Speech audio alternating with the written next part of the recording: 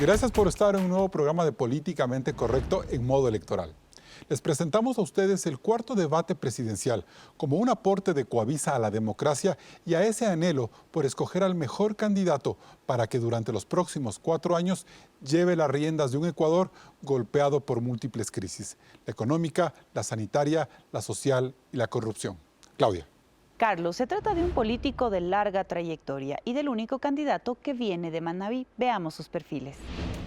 Guillermo Celi es el candidato manabita por Suma, la organización política que llevó a Mauricio Rodas a quedar cuarto en las elecciones presidenciales del 2013 y luego a ganar la alcaldía de Quito en el 2014. Rodas y Celi fueron compañeros en la Universidad Católica, donde comenzaron su actividad política estudiantil, y luego candidato a la prefectura por la alianza entre Sociedad Patriótica y el Partido Social Cristiano en 2009, y quedó en tercer lugar. 4 años después tampoco le alcanzaron los votos para llegar a la asamblea, hasta que lo logró en el 2017, cuando Suma y Creo de Guillermo Lasso formaron la Alianza por el Cambio. Dentro del legislativo, Celi fue opositor a la Ley de Apoyo Humanitario y a las reformas al COIP sobre el aborto en casos de violación. Guillermo Celi lleva sobre sus hombros el desgaste de la administración de Rodas en Quito, aunque Suma a nivel nacional tiene 2 prefecturas y 15 alcaldías, por lo que su sueño por llegar a Carondelet también depende de que este partido no muera. Gustavo Larrea es un político de la vieja guardia.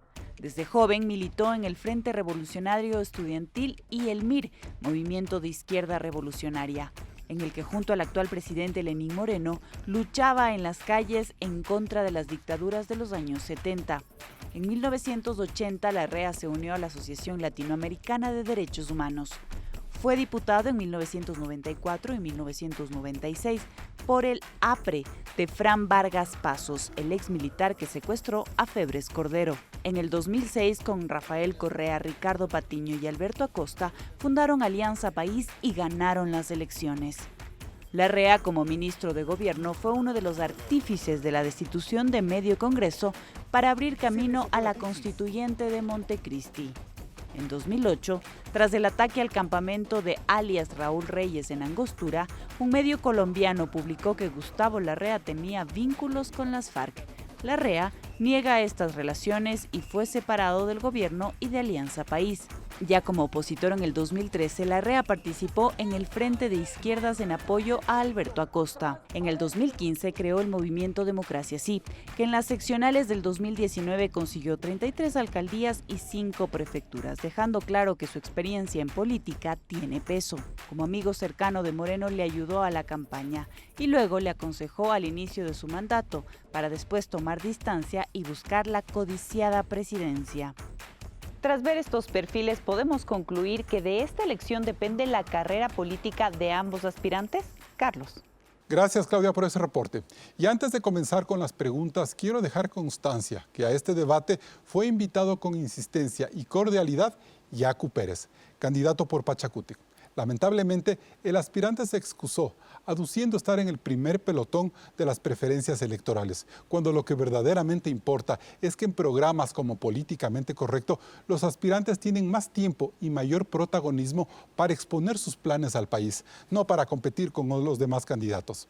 Aquí son bienvenidos quienes debaten por convicción y no por obligación del Consejo Nacional Electoral.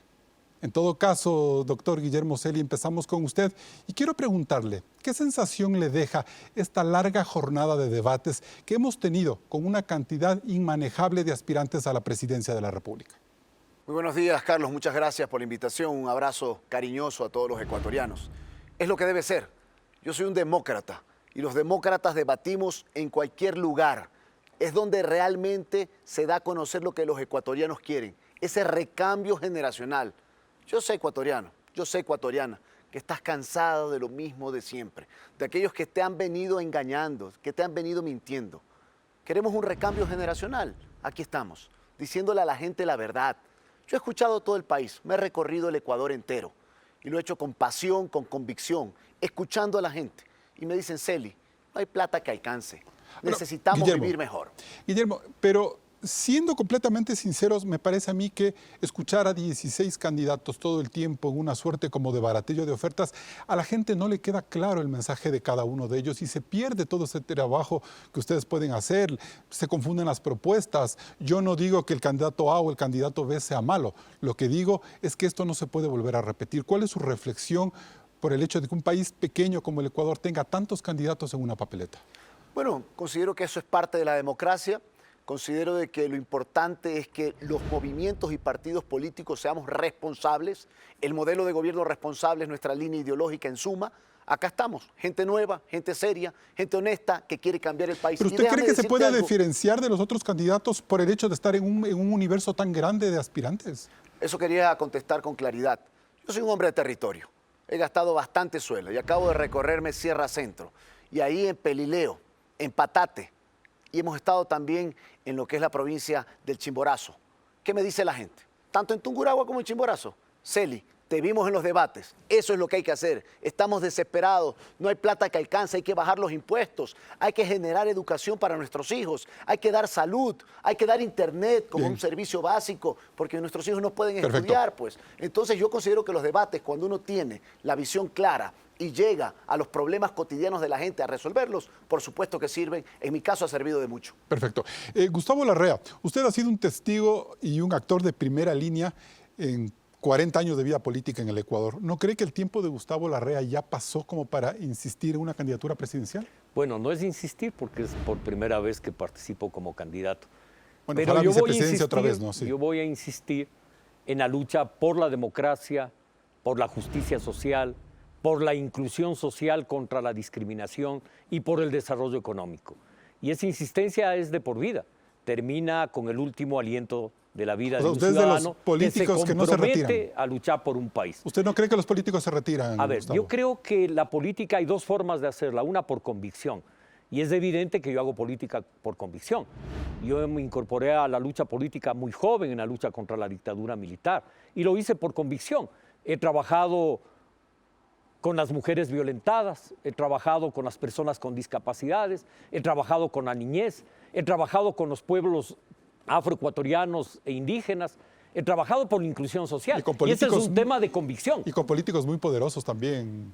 A ver, he sido parte, desde luego, de una lucha política, pero en esa lucha yo he actuado con absoluta transparencia y dignidad.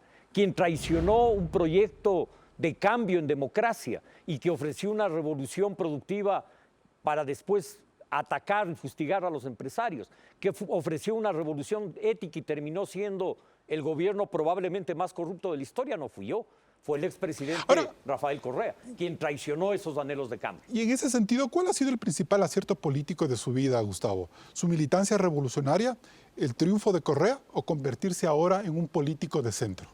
Yo creo que la defensa de la democracia, la lucha por la democracia, por los derechos humanos, por la inclusión social, es lo que creo yo que es lo mejor de mi vida. Haber sido partícipe de esta destitución de medio Congreso en el 2007 y haber creado el Congreso Los Manteles, ¿fue un acierto o un error viendo en perspectiva? Yo creo que es imprecisa la pregunta porque quien destituyó a los diputados no fue Gustavo Larrea, fue el Tribunal Supremo Electoral. La policía le dio todo el contingente, pues, Gustavo. Es falso la conclusión que tú sacas. Yo no he destituido absolutamente a nadie. No tenía esa facultad jurídica, la tenía el tribunal. Coadyuvó, digo yo. Ya. Fue parte de todo este proceso. La policía apoyó. A ver, el Congreso Nacional convocó una consulta popular. El Tribunal Supremo Electoral llamó a consulta popular, reiniciamos esa consulta, o inició el país de esa consulta. En medio de eso, un grupo de asambleístas pretendió destituir al Tribunal Electoral. El Tribunal Electoral destituyó a los asambleístas. Ese es el hecho que sucedió y en el cual yo, en lo personal, no participé, sino el Tribunal Electoral. ¿Y en los manteles? Menos aún, pues los manteles eran los diputados alternos que se reunieron. Yo no participé en esa reunión. Cambiando un poco de tema y volviendo al futuro. Además, ¿quién te dice que eran los alternos y no los principales que se escondían? Yo no he estado en esa reunión, nunca estuve. Bueno, vamos avanzando. ¿Cuál cree usted que debe ser la principal reforma política que este país necesita? Yo le planteo un escenario y un caso que quisiera debatir en este bloque. ¿No creen que es el momento de que el sistema electoral cambie completamente para no tener lo que hemos visto, unas papeletas tan fragmentadas y un consejo electoral tan desorganizado, más allá de las reformas al Código de la Democracia? ¿Cómo mira usted ese escenario? Carlos, creo que esa es una de las reformas. ¿Pero no es la principal en este momento? ¿No es la que más le impacta al país? Yo creo que le impacta al país, pero simultáneamente hay que acabar con el hiperpresidencialismo, retomar la senda de la democracia y la división de funciones del Estado. Por eso te digo, es muy importante, pero no es la única. Tienen que hacerse de manera simultánea. Es evidente que el Código de la Democracia no funciona, que tener la institucionalidad electoral amparada como si fuera el quinto poder del Estado o el cuarto poder del Estado, no funciona. Ese no es un poder del Estado. Yo creo que es más allá que el Código de la Democracia. Creo que es la forma en la que estamos coincidiendo ese poder, cómo se eligen los vocales. ¿Son políticos o son no ciudadanos es solo el o son código, es técnicos? la propia Constitución de la República la que hay que cambiar y transformar. Hay que hacer una reforma de la Constitución. Si ahí se origina el poder, si de ahí vienen los candidatos, si de ahí vienen los presidentes, ¿no sería eso el caso A de resolver, Gustavo? Ese es un caso vital. ¿Más allá del presidencialismo? Es que el hiperpresidencialismo tiene que ver con esto, porque el hiperpresidencialismo termina controlando todas las funciones y poderes del Estado, incluyendo el electoral. Por lo tanto, el hiperpresidencialismo hay que cambiar, pero desde luego que hay que cambiar la estructura electoral. Miren ustedes, ecuatorianos, hay una ley y sin embargo, el Consejo Nacional Electoral y el Contencioso Electoral inscriben los candidatos que les dé la gana después de que se ha concluido el proceso. Hay candidatos que se inscribieron no cumpliendo una regla elemental, que era primarias internas y fecha tope para inscribir y fecha tope para aceptar la candidatura. Y después de eso inscribieron 7 candidaturas más. Además, fuerzas políticas que no cumplen la ley, que no alcanzan el 4% en 2 periodos electorales consecutivos. Pero eso ha sido el cuento de toda la vida. Toda la vida ha sido ese cuento, Gustavo. Hay que hacer un acuerdo para que la democracia funcione y para que se respete la Constitución y la ley. Guillermo Celi, ¿es primordial resolver el problema que el sistema electoral ha generado en el país? No me refiero en esta elección, sino todo ese mapa institucional que no funciona. Pero yo considero que se debe realizar una reforma constitucional, fortalecer instituciones. Por ejemplo, hay que eliminar el Consejo de Participación Ciudadana. Pero eso yo creo que ya está superado, Guillermo. Creo que el problema ahora es el tribunal, es el electoral, ¿no? No está superado, pues hay que eliminar el Consejo de Participación Ciudadana porque han estatizado y burocratizado lo más importante que es la participación ciudadana. Al menos hay el consenso nacional de que eso se debe cambiar, pero no creo que hay conciencia de qué hay que hacer con el sistema electoral. Bueno, el sistema electoral hay que fortalecerlo. Fui uno de los que más peleó para que se exija obligatoriamente los debates. Ahí dimos un gran paso, porque antes no debatía nadie, antes no existía esto, y esto es importante. Ahora bien, lo que hay que hacer es fortalecer los partidos y movimientos políticos. Eso es fundamental. Y ahí está la responsabilidad de quienes son parte de las agrupaciones. Yo quisiera saber, por ejemplo, ¿funciona un poder electoral con el CNE y el Tribunal Contencioso? ¿Debe haber jueces? ¿Deben ser más técnicos que políticos? Evitar que lo que ha sucedido hasta ahora se vuelva a repetir. Es decir, una reestructuración como la que se hizo con el servicio de rentas hace 20 años, por ejemplo. Algo así es lo que yo miro. Mira, lo que se debe hacer es una profunda reforma en materia de cooptación de quienes son miembros del Consejo Nacional Electoral y del Tribunal. Que sean técnicos electorales, que pasen en el tiempo, no necesariamente con evaluaciones claras, efectivas, oportunas, que no tengan favor ni piedad con nadie, que hagan lo que tengan que hacer. Eso será fundamental, como son los jueces de justicia ordinaria, es lo que debe ser en justicia electoral. Ese es mi planteamiento y nuestro planteamiento, pero adicionalmente hay temas fundamentales que superan inclusive el electoral, que es el fortalecimiento de lo que son las agrupaciones políticas. Y es ahí donde hago un llamado a la juventud. Gandhi decía, lo más malo de las cosas malas, de la gente mala, es la indiferencia de la gente buena. La gente buena tiene que meterse en el servicio público a través de la política honesta, decente y transparente. Bien. Eso generará un cambio y sobre todo responsabilidad en los procesos electorales. Nos vamos a un primer corte comercial. Siguen Políticamente Correcto Electoral. Recuerde que Políticamente Correcto Electoral está en vivo en Radio Suceso 101.7 FM Quito. Y también hay un reprise a las 20 horas. Regresamos con más. No todos los indicadores ni reportes que esta pandemia nos dejó en 2020 han sido negativos. De hecho, esta crisis pudo mostrarnos cuál es el verdadero potencial del Ecuador, su agroindustria. El grueso de las exportaciones nacionales cayeron en un 9% entre enero y noviembre del 2020. Es decir, que vendimos 1.905 millones de dólares menos que el mismo periodo, pero en el 2019. De este gran total, el mayor desplome se produjo en las exportaciones petroleras, que se redujeron en un 41%. En cambio, sí lograron crecer las exportaciones no petroleras a una interesante tasa del 11%, que es el doble de lo que crecieron en el 2018 y 2019. Es decir, la pandemia nos demostró que la prioridad del planeta es el consumo de alimentos y Ecuador puede ser uno de los principales graneros del mundo. Las exportaciones de banano crecieron en un 14%, cuyo principal destino es Rusia. El cacao, de gran preferencia en Estados Unidos, se disparó en un 26%, al igual que el brócoli, que creció en un 16%, y los jugos y conservas de frutas en un 19%.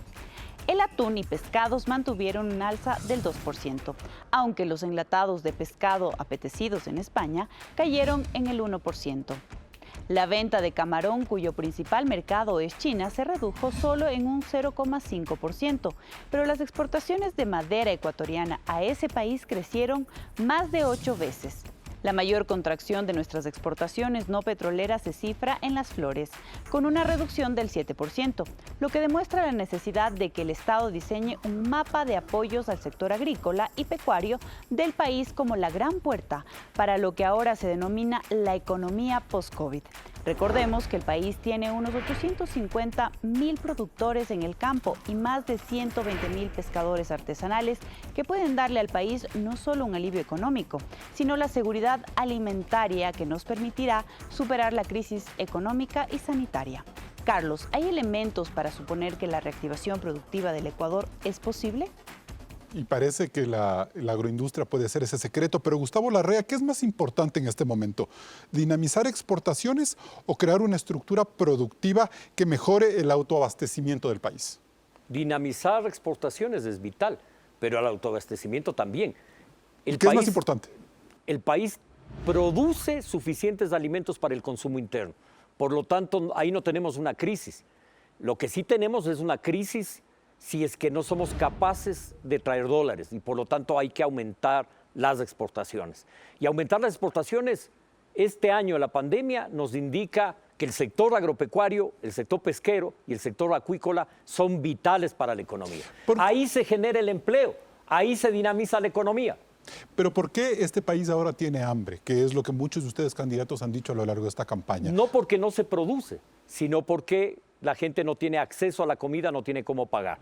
Naciones Unidas habla de la necesidad de un programa hambre cero en el mundo.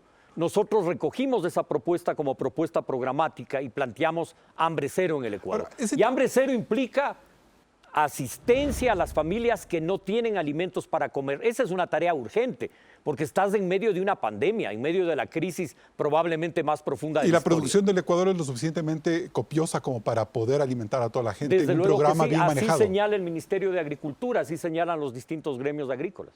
Hay capacidad, incluso hay sectores como el lácteo que tienen sobreproducción.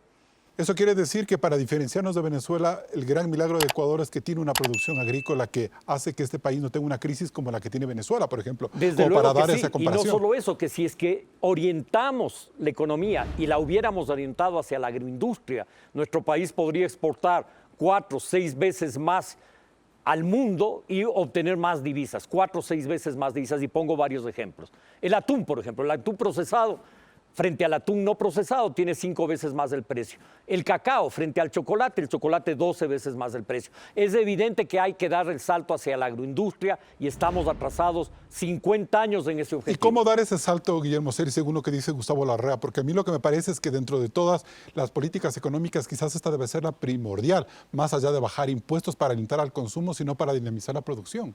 Hay que hacer dos cosas que son fundamentales. Hay que bajar impuestos y al mismo tiempo inyectar recursos a la economía y sobre todo al sector agrícola. ¿Qué es lo que está pasando? De la economía, el sector agrícola es lo más importante. Considero Guillermo. que es fundamental y hay que ir a la industria agroalimentaria, Ya. dar ese paso hacia la industrialización de lo que son los productos primarios. Por ejemplo, el Ecuador está exportando 300.000 toneladas año en cacao.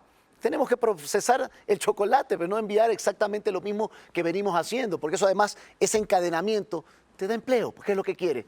Pero además, lo fundamental, hay que bajar impuestos, porque la gente no está consumiendo. Hay crisis terrible. Si bajamos el IVA del 12 al 8%, vamos a bajar los precios de los productos. La gente va a poder consumir, vivir mejor. Y el comerciante, la señora de la tienda, va a vender más. Eso genera empleo. Y si me vienen a decir, mira, lo que pasa es que voy a bajar recaudación, no, señor.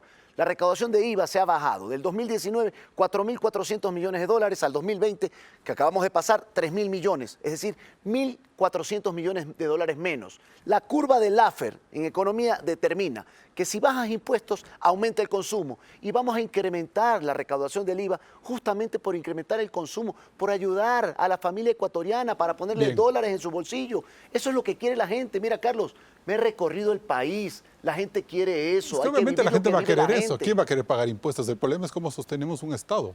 Justamente con bajos todo impuestos. este ¿Ya? tipo de acciones que vamos a lograr, porque también vamos a vender bonos de deuda interna.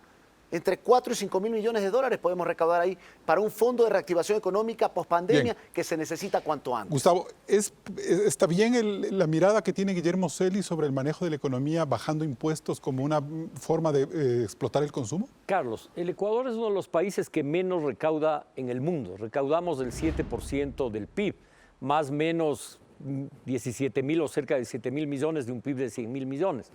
Es evidente que en el mundo el promedio está sobre el 30%. Es decir, aquí hace falta recaudar mejor. No porque no hayan impuestos, sino porque se recaudan mal. El IVA es un ejemplo claro. Cualquier televidente que va a consumir cualquier cosa, le van a preguntar en la mayoría de locales quiere o no factura. Evidentemente hay evasión tributaria, diaria, cotidiana. No hay una cultura tributaria. Lo que hay que construir es una cultura Pero eso tributaria. funciona mejor una cultura tributaria que bajar impuestos. Pero Está desde bien luego bajar, que o sea, sí. pero ¿usted está de acuerdo en este momento Pues, bajar impuestos? No, porque en medio de esta crisis aguda que vive el país, demagógicamente diría sí porque la gente quiere oír eso, pero en la realidad, ¿cómo financias el presupuesto del Estado y el déficit? Recaudando lo más, que dice Guillermo. hay que recaudar mejor. Hay que recaudar mejor el IVA, hay que recaudar mejor los impuestos de exportaciones e importaciones. ¿Qué impuesto bajaría? Los aranceles. Porque los aranceles no dinamizan la economía. Hay aranceles para insumos, absurdo. Hay aranceles para tecnología, que es para la producción agropecuaria, agroindustrial. Eso hay que bajar. Mira, hay la competencia desleal, competencia no, porque no es competencia, es contrabando, contrabando de cigarrillos. Se subió el precio se le pone impuestos al cigarrillo exagerados, estimulas el contrabando. Desde luego que hay que hacer una reforma tributaria de fondo, una reforma no solo para lo inmediato, Entonces, sino lo que me queda claro, estratégicamente pensando Gustavo, en construir una economía de Lo desarrollo que me queda claro y es que, agilidad. lo que me queda claro es que para un plan como el que tiene Guillermo Celi y otros candidatos más de bajar impuestos, primero se debe es mejorar la recaudación para poder volver realidad el planteamiento que hace Guillermo. Desde luego, tú no puedes bajar impuestos si no recaudas, porque el Estado no puede pagar la salud, no puede pagar a la policía. Es decir, entraría el país en una mayor crisis económica, en un mayor déficit. Por lo tanto, creo que hay que dar un paso Guillermo, a mejorar la recaudación primero. Ahí hay una puntualización de Gustavo Larrea frente a cómo manejar el tema fiscal. Mira, Carlos, hay que decir la verdad. El Ecuador es el país de la región que más alto arancel tiene. En promedio 10.72%, cuando Perú tiene el 2.26%. Aquí hay que hablar con cifras claras. ¿Y qué es lo que más importa? Para que se den cuenta, ecuatorianos. El 75% de las importaciones en el Ecuador son de materia prima y de bienes de capital, es decir, para procesar y exportar. todo eso. No somos competitivos, entonces tenemos que bajar también los aranceles. La agricultura a por no lo menos crece al si no hacemos 4%. esto. La agricultura no crece si no hacemos esto, lo que usted Eso es plantea. 0%, pero en promedio tenemos que llegar al 4% ponderado del arancel para poder ser competitivos. Y eso genera empleo, eso va a generar exportaciones y atraer divisas, fortalecer la dolarización. Y aquí quiero decirte algo que es verdad. Mira, yo soy el autor de la figura de los polos de desarrollo económico, que te permite atraer la inversión extranjera. Pues hoy que hablamos que Estados Unidos quiere invertir en otros países que no sea el Asia, lo ha dicho muchos de los Lo dijo Trump, políticos pero ya no hay actuales Trump. de los Estados Unidos. Ya no hay Por supuesto Trump que ahora. sí. Tenemos que ser atractivos, por ejemplo, a Estados Unidos. Y a países del Asia, por supuesto que sí. 12 años de exoneración de impuesto a la renta para inversiones turísticas, 8 años de inversión, No, de acuerdo. 8 años de Eso me exoneración parece para claro. otro tipo de Pero inversiones. lo que decía Gustavo Larrea es que es demagógico bajar el IVA en este momento porque hay que recaudar primero más para luego bajar. Mire, Carlos, yo felizmente no vivo en una burbuja de confort. Yo vivo con la gente, con los ciudadanos, con los ecuatorianos y sé de lo que están sufriendo.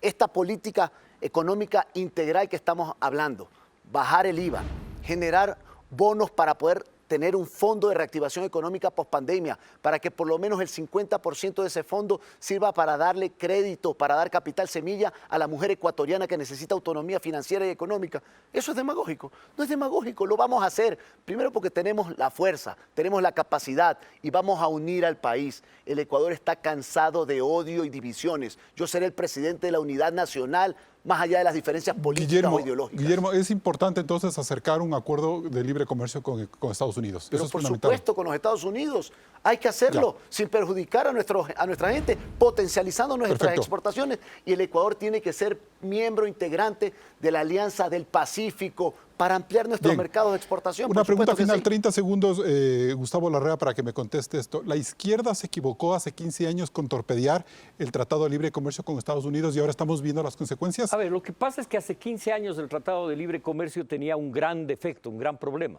Implicaba la entrada al país de productos agropecuarios que competían con nuestra producción nacional. Por lo tanto, estaba muy mal negociado ese acuerdo. Hoy está claro que no se puede traer ni negociar con la producción ecuatoriana. Hay que fortalecer nuestra producción y abrir mercados. Mercados no solo con Estados Unidos se necesita un tratado, se necesita con Canadá. Hemos avanzado y ya tenemos la firma con Europa. Hay que hacerlo con el Asia, con los países árabes, con Rusia, con todos los países del Medio Oriente. Pero el perdimos país 15 años. necesita apertura de mercados, sin duda alguna. ¿No le preocupa que perdimos 15 años? Sí, yo creo que estuvo tan mal negociado ese acuerdo que perdieron 15 años por querer importar maíz, importar papa, importar ¿Y Correa lácteos. sí pudo haber hecho? ¿Sí lo pudo haber hecho en su Desde gobierno? luego que se podía y se debía hacer ese acuerdo, pero un acuerdo sensato, no un acuerdo que destruye el aparato productivo del país. Perfecto. Me voy a un siguiente corte comercial. Seguimos en Políticamente Correcto Electoral.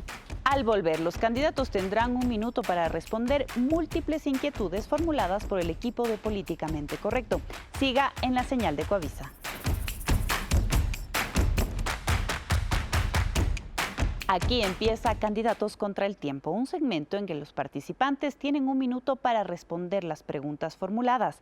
Antes de que terminen los 60 segundos, habrá una señal y luego el micrófono se silenciará. Carlos. Empezamos entonces esta primera ronda con Guillermo Celi. Candidato Celi, ¿quién ha sido mejor alcalde de Quito? ¿Augusto Barrera, Mauricio Rodas o Jorge Yunda? Explíquenos las razones. Bueno, sin duda, Mauricio Rodas ha logrado conseguir la obra más importante de la historia de la capital de la República, que lamentablemente sigue dándole tiempo y no la inauguran para darle el servicio a los quiteños que tanto lo necesitan. En mi gobierno, el metro de Quito tiene que funcionar y es más, me comprometo con los quiteños a hacer la línea número 2 hasta la Ofelia. Eso es lo que necesita la capital de la República. Y además, déjenme contestar lo que en el bloque anterior trabajábamos en este momento. Hay que decir la realidad. Las relaciones internacionales no se pueden ver como un club de amigos, sino como una acción que permita exportar más y poder ir a una integración para ampliar los mercados del Ecuador, exportar y generar empleo. Esa será mi fundamental acción como presidente de la República. Bien, gracias Guillermo. Por favor, no se disipen de los temas que les planteo. Gustavo Larrea, en cambio usted, ¿cuál ha sido el principal consejo que le dio al presidente Lenín Moreno? Y sobre este consejo, ¿cuál ha sido el principal logro y el principal error que ha cometido el presidente de la República A ver, actual? yo no le he dado ningún consejo porque yo no he sido asesor del presidente ni miembro sí de su amigo. gobierno. Yo he dado opiniones públicas. Planteé la necesidad de una consulta popular que elimine la reelección indefinida y él acogió esa idea y acogió la idea de la consulta popular. Y me pareció bien. Elaboró él varias preguntas. Apoyé esa consulta popular porque permitía acabar con la reelección indefinida, que era un problema que tenía la democracia. Permitió una reforma del Estado a través de nombrar un consejo de participación transitoria, aunque mi planteamiento fue eliminar el consejo. Pero apoyé eso como transición. Creo que el gobierno tuvo la debilidad de no actuar con sentido de urgencia. Faltó la reforma económica, la reforma social. Bien, gracias Gustavo. Vamos a la segunda ronda, Guillermo Celi. ¿Qué planes urgentes necesita el sistema educativo para que en este año de pandemia se eviten deserciones y no se mine la calidad en la educación? Tres ejes fundamentales. El primero, fortalecer el sistema educativo y reformarlo, con principios y valores, honestidad, ética, decencia, materias como moral y cívica, lugar natal, ética, que es lo que necesita fortalecer nuestro presente y futuras generaciones. Además, el Internet tiene que ser un servicio básico. No es posible, pues, que una joven manabita como Michelle Pinargote, que cursa el tercero de bachillerato allá en Santana, tenga que cruzar la carretera, subir una loma para tener conectividad y poder recibir sus clases en Zoom. Tiene que extenderse el Internet a todos los sectores. Eso se requiere. Y jóvenes ecuatorianos, cuenten conmigo. Vamos a eliminar la matasueños de los jóvenes, ese examen ser bachiller que mata los sueños de jóvenes y sus familias para ir a un preuniversitario, para igualar los conocimientos con orientación. Los jóvenes tienen que saber que hay que coger carreras técnicas de 2 y 3 años con capacidad, conocimiento y tener un empleo. Ese será mi compromiso, como volver a los colegios técnicos que tanto han ayudado a la juventud. Bien, gracias Guillermo. Gustavo Larrea, siendo muy realistas, ¿Ecuador puede resistir tanta migración venezolana en este momento que aumenta la pobreza, crea mayores obligaciones estatales y precariza el empleo por la subcontratación a bajos salarios? No, el gobierno tiene que exigir el pasado judicial. No podemos, a nombre de permitir la libre migración, convertir a nuestro país en un sitio donde la delincuencia pulula. Hay que tener una política de seguridad clara. No cualquier migración. Migración que sirva al desarrollo del país y no migración por migración. Quiero puntualizar algo sobre educación también. Reabrir las escuelas en el campo, fue una barbaridad cerrarlas. Tenemos decenas de miles de niños y niñas que no han podido ser alfabetizados y que se quedaron con escuela. Impulsaremos una campaña de alfabetización. Y bachillerato adaptada a la realidad productiva, ambiental, cultural de cada cantón del país. Educación para la producción. No es posible que tengamos cientos de miles de productores agrícolas y no tengamos colegios técnicos en ningún área. Cacao, café, Bien. Banano, productos del mar. Gracias, Gustavo. En la siguiente ronda, Guillermo Celi, ¿usted buscaría una nueva alianza política con Creo y Guillermo Lasso, ya sea para apoyarlo a él como presidente de la República o que él le apoye a usted en su agenda legislativa si gana las elecciones? Yo seré el presidente de la Unidad Nacional. Este Ecuador necesita llegar a acuerdos puntuales en 5 temas: salud, educación, lucha contra la corrupción, empleo y emprendimiento, que va de la mano de lo que es el sector agroproductivo y pesquero. Cuenten conmigo, el Ecuador debe dejar esos 14 años de odio, de diatriba. El Ecuador tiene que entrar a un proceso de profunda unidad. Tenemos que sacar adelante al Ecuador juntos, todos. Y para eso abriremos los espacios de diálogo absolutamente con todos los sectores sociales, políticos, gremiales, empresariales. Y si no se dan acciones concretas en la Asamblea Nacional, si los asambleístas no están a la altura de la historia del país, iré a las consultas populares que sean necesarias para poder cumplir a mi país. Ese será mi compromiso que cumpliré. Bien, gracias. Gustavo Larrea, ¿su reunión con Raúl Reyes, comandante de las FARC, golpeó su carrera política apartándolo del correísmo? Yo no, yo participé en una acción humanitaria para la liberación de 3 secuestrados, Clara Rojas, Consuelo Perdomo y el niño Emanuel, como parte de una comisión internacional integrada por representantes de 12 países. En medio de eso hubo una conversación para la liberación de los secuestrados. Eso fue usado para destruir mi imagen pública. Fue el propio expresidente Correa el que lanzó una campaña de calumnias. Yo soy un hombre de paz, he trabajado por la democracia y los derechos humanos toda mi vida y lo seguiré haciendo hasta el último aliento de mi vida. Bien, vamos a la última ronda, Guillermo Celi. ¿Manabí se convertirá en la provincia de mayor atención del presidente Guillermo Celi? Si es así, ¿cuánto dinero para levantarla del terremoto cree usted que se desvió? ¿Ha hecho los estudios totales y serios al respecto? Mire, Carlos, yo seré un presidente equitativo con las 24 provincias del Ecuador, sin lugar a dudas. Pero lo que sí voy a fortalecer es la descentralización, la desconcentración y la autonomía. No es posible, por ejemplo, usted conoce la vía Cuenca-Girón-Pasaje, que es la vía que sale en los Azuayos hacia el Oro y luego hacia Perú, destruida completamente. Eso es parte del centralismo. Eso no puede seguir pasando. O la vía que tenemos en Manabí, que va de Calceta, Quiroga, hacia el cantón Pichincha para llegar a la provincia de Los Ríos. Eso pasa a nivel nacional. O lo que pasa con la Machala, Guayaquil. Eso significa la descentralización y desconcentración que yo traeré. A Manabí, por supuesto que a mi provincia la voy a apoyar. Y vamos a hacer todo lo que sea necesario para recuperar la plata robada. Por eso la ley de extinción de dominio. Si la Asamblea no lo aprueba, lo llevaré a consulta popular en los primeros 90 días de mi gobierno. No puede ser posible que aquellos que plantean entregarle dinero en efectivo en una semana después de haberse supuestamente posesionado a los ecuatorianos vengan a comernos o a tratar de comernos el cuento. Bien, Gustavo Larrea, la última pregunta. ¿Usted está de acuerdo con la venta del Banco del Pacífico, la monetización de activos y la concesión de una empresa tan saqueada y mal administrada como CNT? Yo estoy en la línea de que el Banco del Pacífico se lo entregue a la Seguridad Social para que su rentabilidad vaya en beneficio de los afiliados y jubilados. Que el Banco del Pacífico deba ser administrado como ahora, con criterios técnicos de eficacia y eficiencia, y que sea parte del pago del Estado a la Seguridad Social. Estoy de acuerdo en las alianzas público-privadas, en la necesidad de concesionar obra pública porque no hay recursos para inversión. No se puede concesionar el desarrollo productivo del país. Ahí se necesitan líneas de crédito para los productores del campo y la ciudad, para los transportistas, para el sector turístico y crédito barato, no más del 5% de tasa de interés. Hay que atraer inversión de la banca multilateral, de la banca privada y pública del mundo para construir una autopista de desarrollo económico con justicia social. Bien, y con esta ronda terminamos este tercer bloque y nos vamos a un siguiente corte comercial. Siguen Políticamente Correcto. Luego del corte en Políticamente Correcto Electoral, los candidatos se someterán a las preguntas ciudadanas que nos llegan a través de las redes sociales. Así que esperamos sus comentarios. Enseguida volvemos. Ahora abrimos el espacio Candidatos contra las redes, donde los ciudadanos formulan sus principales inquietudes a los aspirantes a la presidencia. Claudia. La primera pregunta es para Gustavo Larrea. Camila Villacrés le pregunta vía Instagram, ¿cuál es su relación con sus compañeros de militancia de Alianza País en el 2007 como Alberto Acosta, Manuela Gallegos o Ricardo Patiño? Y también, ¿se arrepiente de haber creado la Revolución Ciudadana y a Rafael Correa? La relación con Manuela y con Alberto es una relación cordial de respeto mutuo.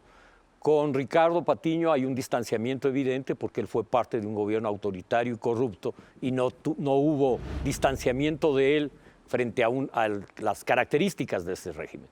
En relación a arrepentimiento, no. Nos jugamos por un cambio. Quien traicionó ese proyecto fue Rafael Correa Delgado. Lo constituyó en un proyecto autoritario y corrupto. Yo tuve la decencia de separarme el año 2009 de ese proyecto y lo hice de manera pública en enero del 2009. En este sentido, yo lo que podría decir es, Correa traicionó las ilusiones de cambio de la nación entera. ¿Y cuándo fue el momento de esa ruptura, de esa traición que usted ve? Porque ahora se habla de que Moreno es el traidor, pero ¿cuál es el momento en que Correa traicionó? Yo creo que en finales del mes de diciembre, comienzos del mes de enero del 2009, Correa sintió que ese proceso electoral legitimaba el control de todo el aparato del Estado y planteó acelerar el control del Estado y yo me negué a ese proceso y me separé por esa razón. En ese sentido, creo que la traición de Correa a un proyecto se demuestra además en cosas bien concretas. Revolución ética, el gobierno corrupto. Revolución productiva y en vez de apoyar la producción, satanizó la producción. Revolución de la justicia, división de funciones del Estado y terminó controlando todas las funciones del Estado. Una nueva pregunta surge de Marcelo Ortiz, Gustavo Larrea, y él nos dice que ¿cómo pagará usted la deuda con el IES y con los gobiernos autónomos descentralizados? Y yo le completo esta idea con ¿cuál es la primera acción que se debe tomar en mayo de este año el nuevo presidente frente a esos dos casos? La primera acción del gobierno que hay que tomar es la vacunación masiva. Inmunizar al país, porque esa es la mejor política social y económica del país, para recuperar la economía, para que se reactiva la producción y el empleo. En relación a la otra pregunta, ¿me la puedes repetir? Sí, lo que yo le decía es, ¿cuál es la primera decisión que se debe tomar para pagar la deuda del IES y de los gobiernos autónomos centralizados? Yo le complementaba, es el primer acto de gobierno frente a esos temas que se tiene que hacer en mayo. A eso me refería. Hay que hacer un acuerdo con la Seguridad Social. No se puede pagar toda la deuda de inmediato, pero hay que hacer un acuerdo de pago. parte de ese acuerdo de pago será entregar como parte de pago el Banco del Pacífico a la Seguridad Social. Banco que implicará incorporar al uso de tarjetas de crédito a más de 1,5 millones de personas que hoy no están bancarizadas, que implicará además de eso una dinámica económica mayor para la producción. ¿No es y el hacerle un empleo. daño al Banco del Pacífico que asuma la cartera del BIES, que tiene problemas No hasta el tiene que momento de asumir la liquidez? del BIES, tiene que ser un banco autónomo. No se trata de mezclar. ¿Y cuál se es la trata de relación mantener BIES-Banco del la Pacífico? autonomía del Banco del Pacífico como banco de primer piso que opere, que permita avanzar en la construcción de vivienda y en reactivar la economía. Y en relación a los gobiernos autónomos descentralizados, igual, un plan de pagos que permita cumplir con las obligaciones que el Estado tiene con los gobiernos, municipios, consejos provinciales. No hay que auditar a los gobiernos seccionales y ver cuál es su calidad de gasto, porque muchos nos hemos ensañado con el gobierno central, pero no sabemos qué tan despilfarradores o corruptos sean los alcaldes y prefectos, Gustavo. Hay que tener una política clara. La Contraloría General del Estado tiene que auditar las cuentas de prefecturas y municipios. Hay muchos recursos que se despilfarran en farras y fiestas, y eso Bien. hay que parar. Perfecto. Vamos con la siguiente pregunta, Claudia. Ahora es el turno de Guillermo Celi. Ariel Cruz le pregunta, ¿por qué no buscó las alianzas para disminuir la fragmentación del voto? Estamos viviendo momentos en los cuales el recambio generacional es fundamental. Tenemos todas las acciones y las hemos planteado al país. Cómo sacar adelante a los ecuatorianos, cómo generar empleo, cómo bajar el IVA del 12 al 8% para que tú puedas vivir mejor, para que las condiciones de la familia ecuatoriana mejoren. Eso es lo que quiere el país. El sector agrícola, no puede ser posible que el Banco Ecuador le cobre a un agricultor el 17% de tasa de interés. Nosotros la bajaremos al 4%. Guillermo, pero la pregunta, Eso será la básico. pregunta del señor es política. Por favor, habla sobre la fragmentación del voto. Bueno, el 7 de febrero ustedes serán testigos de que nuestra candidatura llegará a la segunda vuelta con el voto de los ecuatorianos. Ya lo veremos. Ahora, exactamente eso va a suceder. Guillermo, y en adelante, independientemente del resultado electoral, ¿Suma puede seguir siendo o puede mirarse como un partido consolidado o luego de todo este proceso tortuoso que hemos visto en general en la política ecuatoriana, no debe adherirse a otros movimientos u otras fuerzas para más bien consolidar tendencias? Nuestra alianza mayor es con los ecuatorianos. Nosotros somos un movimiento, una agrupación que tiene alcaldes, que tiene prefectos, que tiene concejales, que tiene presidentes de juntas parroquiales o de gobiernos parroquiales. A nivel nacional en las 4 regiones. Eso es lo que tiene nuestra agrupación. Hemos venido creciendo. El modelo de gobierno responsable ha calado en el corazón de todos los ecuatorianos, yo le digo eso y en la porque acción concreta. durante muchos años se habló de que la ID y la democracia popular debían unirse en algún momento determinado. Nunca lo hicieron y terminaron como terminaron. Entonces esa es una reflexión. Pero bueno, más allá de eso, John Ortega le pregunta a usted y le pide explicar sin demagogia cómo pretende bajar del 12 al 8% el IVA en unos casos y en otros al 5%. Por simple lógica, dice él, que si se bajan esos impuestos va a disminuir la recaudación tributaria. Por donde pide él que le explique es que puede darse una verdadera reactivación de la economía. Lo he explicado con claridad. Si bajamos el IVA del 12 al 8%, lo que vamos a generar es más dólares en el bolsillo de la familia ecuatoriana para que puedan consumir. Como hay mayor consumo, el consumo genera mayor capacidad de recaudación. Y en el 5% que vamos a reducir el IVA, es decir, del 12 al 5% para el sector turístico, está quebrado pues el sector turístico y necesitamos reactivarlo, al menos el turismo interno. Ahora, eso genera empleo. Justamente tengo una duda ahí. ¿Cómo lograr sostener o que hiberne este turismo en este último año, en este 2020, que será un año de pandemia y donde no se va a reactivar esta actividad? ¿Cómo lograr que eso se mantenga? Bueno, yo considero que será fundamental, y lo he dicho con claridad, seré un presidente ágil para conseguir la vacuna cuanto antes, en fases de vacunación, que eso va a permitir dar tranquilidad a la gente, operativizar también a las empresas, porque el sector privado tiene que vacunar gratuitamente a su personal, eso permite la potencialidad de su producción y eso va a generar que se mueva al menos el turismo interno. La gente también necesita relajarse. Hoy día estamos viviendo momentos difíciles, momentos duros, familias que hemos perdido familiares. Nos duele en el alma lo que ha ocurrido. Ese tiene que ser un momento La vacuna diferente. es más importante para rescatar el turismo que bajar el IVA al 5% en las actividades turísticas, por ejemplo. Es que son varias acciones que tenemos que tomar. El tema de la vacuna será fundamental en fases.